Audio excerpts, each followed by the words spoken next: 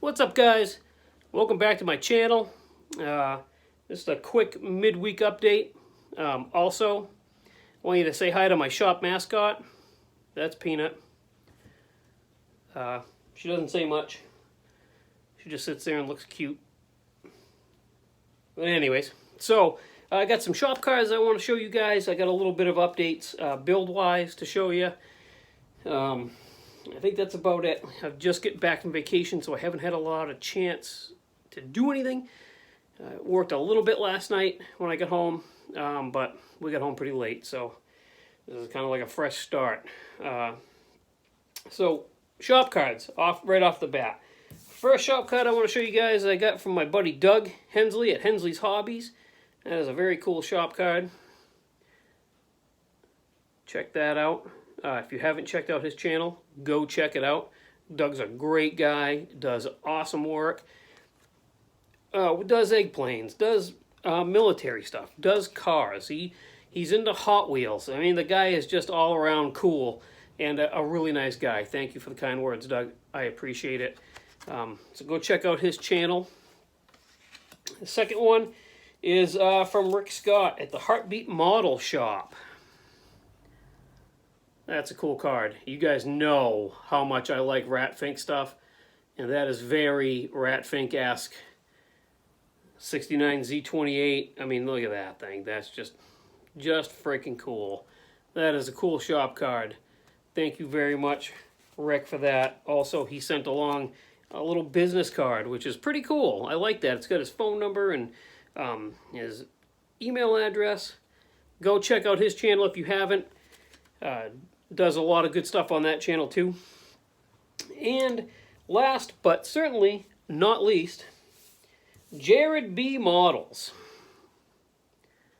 There's that shop card. That is a very cool shop card. Now, I am not a motorcycle guy, so I can tell that's a Harley, but I apologize. I have no idea what Harley that is. I don't know, but I know it's a kit and that's a cool build. If you haven't checked out his, I'm sorry, I got a tickle. If you haven't checked out his channel, go check it out. Does some really cool stuff on there, and he's a little bit lower on the subs, so I'm actually going to link his channel in the description of the video. Go give his channel a like his videos. I mean, go give his channel a subscription. You know what I mean. We've been doing this a while. I almost don't even have to say this stuff, but go do it. Go check him out. That is going to be that for shop cards. Now, build update. And the cat is gone. Okay, build update. The Mailbox Shopper. When I started this build, I thought I was going to do this secondary to the Ford pickup for the Scratch Fink group build. If you don't know what the Scratch Fink group build is, go over to Mike's Model Shop, check his channel out. He's the one putting on the group build. It's basically an Ed Roth tribute build. He did answer my question from my last video. You don't have to scratch build anything, which is good because my scratch building talents are very minimal. I'm not gonna lie. And just to do simple stuff is basically where I draw the line. You know, I don't add bubble tops. I don't chop and channel things. I don't do it. It's not, I'm not saying I won't in the future, but right now I'm not at that level. So I got the okay, basically, to just do, you know, what my interpretation of an Ed Roth tribute is. So that's what I'm doing. And I got a little bit ahead of myself, and I wanted to try out something new. And I wanted to try it out on a small body, something small, so that if it turned out like not good at all, it would be easy to strip and take care of. And that would be the Mailbox Chopper. And that's the body for that. So there it is. It's painted. It's decaled. As you can see, it's purple. But it's also a little bit gold. It's that color shift paint from Testors. And I know a lot of you guys, or some of you guys at least, don't like Testors paint. You know, a lot of people don't like Testors, a lot of people don't like Rust-Oleum. A lot of people don't like a lot of whatever. My opinion on that whole deal is, I don't care what you use. If you're having fun and you like how it comes out, then that's all that matters. To heck with all of the model snobs out there that say, you can't use Rust-Oleum 2X. Some people do. Some people do a great job with that stuff. Do I use it for bodies? No. Have I used it for bodies in the past? Yeah, back a few years ago when I first started this, and 2X was, fresh, I did use it. But I've graduated on from that, and I think that, but I'm not going to hold it against anybody that uses this stuff, because I've seen some beautiful models used with that paint. Just like I've seen some beautiful models used with the testers, and the Tamiyas, I'm sure, it's all, it's all good in my book, as long as you're having fun. Who cares what the other people think? So, end of rant, end of sidetrack.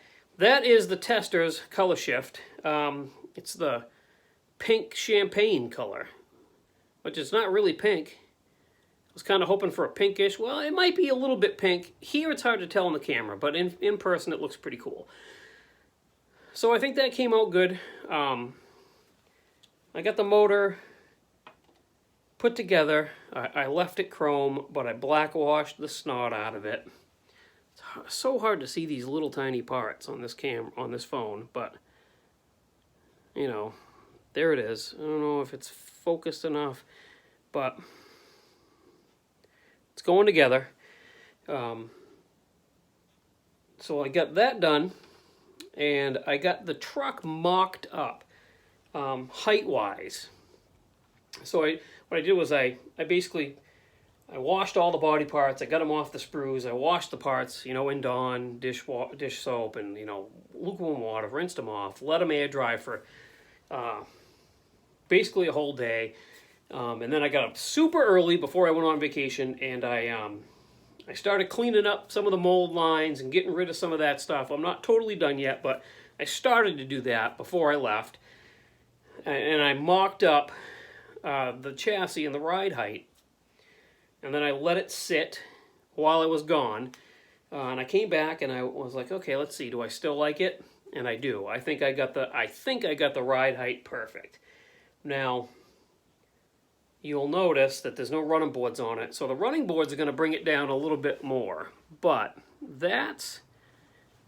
And the hood looks a little goofy because the whole underhood structure is not inside the body yet. But that's basically the ride height that I'm going for. Those are the wheels and tires I'm going to use. It's really low, but it's not hitting the ground. I'm trying to give you guys a view there. It's hard. I apologize, but it's not hitting the ground. So I know that it doesn't have to, it's not a mechanical piece. It doesn't have to work mechanically, but I want it to be as close to mechanical as I can. There goes the bed. Might as well take it off anyway. So, I don't want the tires to rub fenders if I can help it, and boy, they are close. They're like, oh, they're so close. And the springs, they don't hit the ground, but that's what I'm going for. Now, so how I achieve this is, I'm sure I don't have to tell you guys this. Everybody knows, or most people know. These old Ford trucks used leaf springs, and the suspension mounts were all spring over. So when I say spring over, what I mean is your axle bolted up to the bottom of the spring. So your spring was over your axle, spring over. And what I did was I switched everything around, I flipped everything over, I kind of like redid the mounts a little bit, and I made this truck spring under. So basically the axles are now sitting on top of the leaf springs, and the springs are going under the axle. So that gave me quite a bit of drop, to the point where the rear axle housing I had to shave down a lot. once it's mounted and everything's in the truck and painted, you won't notice that most of the top of that axle is gone.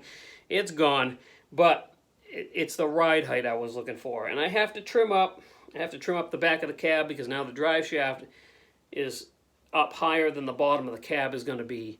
So I got to make provisions for that. And I still have to figure out how to mount a motor in this thing. As far as the motor goes, I don't know what I'm going to use yet. It comes with like a Thunderbird 312 Ford V8 motor, single carb, which is cool, but I don't know if that's the route I want to go. So I can tell you that it's definitely not going to be an LS, resin LS motor or anything like that, because I don't have any here. I do plan to get some, because there are a couple of builds I'd love to stick a big, giant, cool, like LS, twin turbo LS motor in, or I actually have a kit that I'm kind of holding on to because I'm hoping to get, I want to get a resin Proline Hemi with a supercharger on it.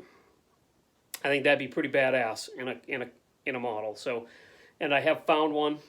I think it's Iceman Collections has a resin Proline motor that's supercharged, front-mounted supercharger on it, or Pro Charger, I guess that's what they call them. So I do have an idea for one of those. I just have to buy the motor and get it here. So it is that. So basically, sorry, I don't mean to get off track again, but this truck is going to be old school. It's not going to have a fuel-injected modern motor in it, but I really think it's going to have something different in it than the one it came with. And as far as color-wise goes, I'm going to try another one of the color shifts. I'm going to try that one, the Emerald Turquoise, because that's just in person. This color is just so cool. And I think it's going to look good on that truck. So I guess that's where I stand as of now. As you can see, it has no doors because the doors open on it. And I'm really hoping that I'm going to be able to make the doors work the way they're supposed to. I'm hoping I don't have to cut the firewall down much. This cab you have to glue. It's hard to... The light's not really helping us much in here, but... So, you have to glue the firewall and the inner fenders into this cab. And I'm going to have to trim the inner fenders a little bit to get it to clear these tires. So that in the firewall mounts to those.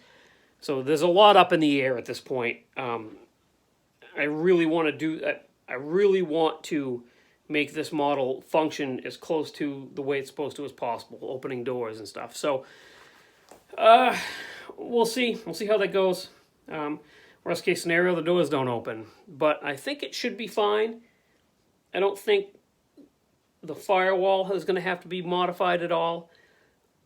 Like I said, only because I changed the way the axle mounted. I didn't change the spring mounts. I basically just moved the axle up. So if I can get a motor to fit in here and clear this axle, I might have to make an oil pan that will clear that axle, which is, if I have to, I have to. Not a big deal. But I shouldn't have to change the firewall too much, I don't think. So I guess that's my thoughts on this and where I've gotten to this point and where I'm going with it. So yeah, I guess that's it for now. Thank you to everybody. Thank you guys for sending me those shop cards. That's awesome. They're gonna go on the wall as soon as I'm done recording this video. If you haven't subscribed to the channel, please do. If you're here and you're a loyal follower, thank you so much. I really appreciate you guys. Always commenting, always having nice stuff to say. It's really great to be part of this community. I can't say that enough. I'll say it in every one of my videos. It doesn't matter to me. You guys are amazing, and quite literally, without all of your kind words, I would not do this. So, thank you very much for that. If you guys want a shop card, as always, there's an email attached to each video, drop me a line there. I'll get your shop card, or we can trade shop cards. That's even better. And I guess we will go from there. Is there anything else that I wanted to say? I don't think so. Other than, again, I will. If you're on this side of the country, and you're going to be at the RTS show in Taunton, Massachusetts next month, you will meet me there. I'll be there for sure. There's some stuff happening. Plans might change for the future. I don't know yet, as far as other stuff, other model shows, but I will definitely be at that one. And any other show that's on this side of the country this year, for sure. You guys will meet me there. But other than that, things might be changing a little bit. So as we get closer to those things, I'll be sure to talk to you guys about it. But again, thanks for watching. Thanks for tuning in and, everything you guys do. I will have another update this weekend at some point, sometime, once I can get more stuff done. Because without getting stuff done, there's no sense in doing a video. I mean, I could sit here and I could do a video and just sit here and chat with you, ramble on a little bit, kind of like I am right now. But I'm sure you guys want to see me build models. So that's what we're going to do. Have a good rest of your week, and I will talk to you this weekend. Bye.